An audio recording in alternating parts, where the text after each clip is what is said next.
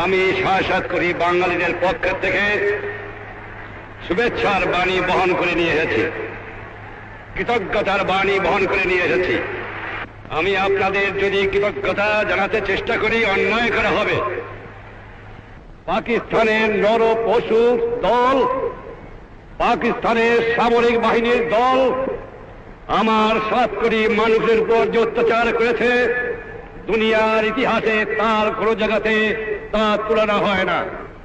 আজ আমার গ্রামে গ্রামে গৃহহারার আর্তনাদ, আজ আমার গ্রামে গ্রামে সর্বহারার আর্তনাদ, আজ আমার মানুষ পথে ভিখারি, আজ আমার মা বোনদের ইজ্জত নষ্ট করা হয়েছে, আমার ঘর বাড়ি জ্বালিয়ে দিয়েছে। আমার 1 কোটি লোক দেশ ত্যাগ করে ভারতে আশ্রয় নিয়েছিল।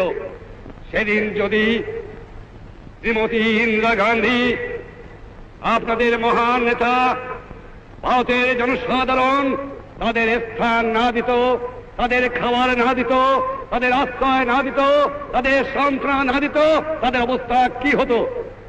আমি যদি কৃতজ্ঞতা প্রকাশ করি, তাহলে শ্রীমতী গান্ধী অন্যায় করা হবে।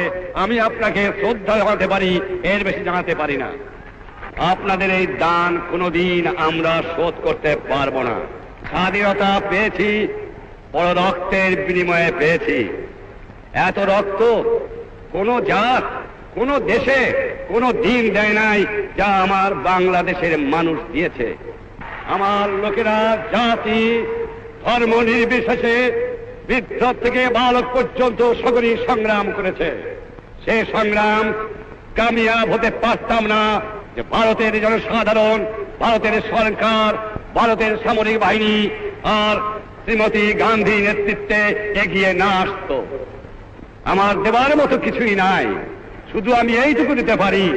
নিঃস্ব আমি, রিক্ত আমি, দেবার কিছু নাই, আছে শুধু ভালোবাসা, দিলাম শুধু তাই।